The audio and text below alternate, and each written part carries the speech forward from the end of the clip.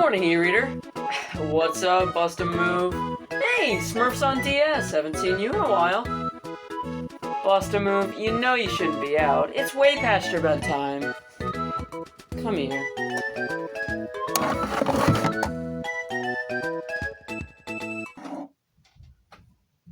It's black. Look at the back label. They didn't even try to make it black. They just left it gray. At least it can't get discolored this way. I mean, that's a plus, but it's black.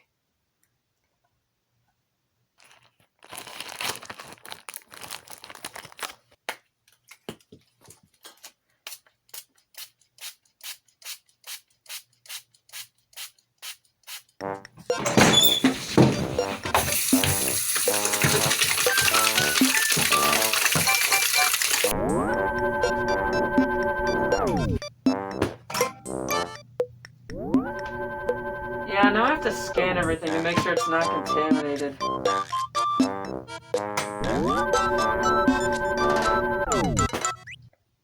Hello, this is the President of the United States of America. If you have this in your house, you're gonna die. I gotta call Child Protective Services. Hi, you've reached Nintendo. Colored cartridges have been around since the Atari days. Cartridges were always pretty different, definitely for the older consoles back in the 70s and early 80s. Not necessarily in terms of color, but more on the artwork on them. Nintendo's Donkey Kong games on the 2600 and others were cream colored, or at least they've turned cream. And then, of course, back on the NES, everyone remembers Zelda, of course, having a gold cartridge. Most colored cartridges typically have a standard cartridge released, but unlicensed unofficial NES games are also worth noting that most of them have funky shapes and weird colors, most being a baby blue color. Genesis and Super Nintendo games had some variety. Maximum Carnage on the Genesis had a red cartridge, and we had Killer Instinct, and once again Maximum Carnage and Doom on Super Nintendo all had different colored cartridges. Coming over on the Game Boy cartridges were typically gray colored. We had blue, we had yellow with Donkey Kong Land series and the Pokemon games. All the Pokemon games on the Game Boy had different colors. And then going over to Game Boy Color, the exclusive games for Game Boy Color had clear cartridges, so they were very distinct from the original Game Boy cartridges. But Game Boy Color games that worked on original Game Boy had black cartridges. They were just standard Game Boy cartridges, but they played in color. And then Nintendo 64 had a lot more variety. We had yellow, blue, red, and gold. Heck, we even had purple.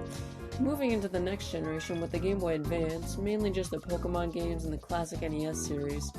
The classic NES series cartridges have a lighter gray than the usual Game Boy Advance cartridge, and Pokemon games having their own distinct colors. After this, with disc-based games, we don't see too many colored cartridges anymore, as long as you don't count the PS1 for having black bottom CDs with the occasional blue.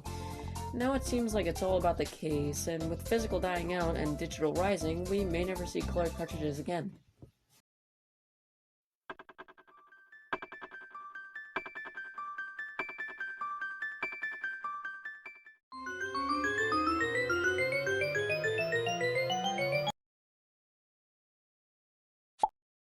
Whatever. I just hope this doesn't happen again.